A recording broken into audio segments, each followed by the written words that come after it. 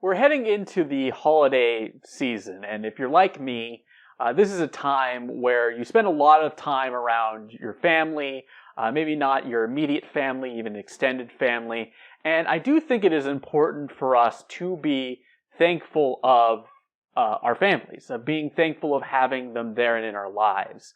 Uh, and, it's something that I think sometimes we take for granted at times, within our own lives, that we maybe get a little bit annoyed with individuals, that we maybe get a little bit frustrated with individuals. But the reality is that you only have one family, and we should be somewhat thankful for them.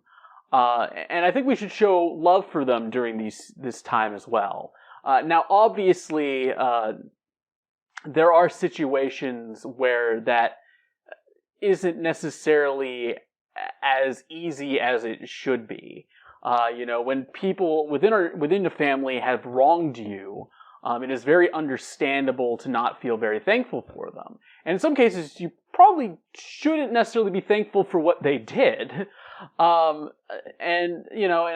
think with any kind of conversation about this, a lot of times there's two sides of extremes. On one side, you have individuals who say, they're flesh and blood. You should always be thankful for them. You should always be loving them. You should always have them in your life. On the other side, there are people who say, no, always sort of cut them out. And, I honestly think, depending on the situation, that should really determine your response. If you are somebody who has had, who has been harmed by family members in the past, and you're wondering if you should have any contact with them, I will say, if they did do something truly very harmful to you, and I'm not talking about, they said something that upset you at some point. I'm talking about, actual cases of abuse. It's probably not a good idea to allow that individual back into your life in that sort of way. That doesn't mean that you should hate them. That doesn't mean that you should despise them. I would still say that you should work to try and love them, though that in and of itself is going to be a process. And, you're definitely might never feel like doing that in and of itself. But there is that sort of other side where I do think if something truly is very bad, you should feel okay about not having contact with individuals. With that being said, I know, and I have encountered people who at times cut off members of their family for very ridiculous reasons. We as a country are very divided at this point, especially politically.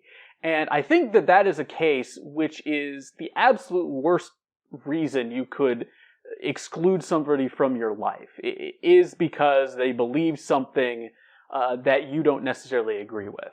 Or they are living in a way that you do not necessarily agree with. I do not believe that there is anything within Scripture that would back up that action. In fact, I would honestly argue that the opposite is true. That we are told to still love those individuals and to, especially if they are within our families, to do what we can to show that love to them. And that doesn't mean trying to argue them back into where you believe is right for them.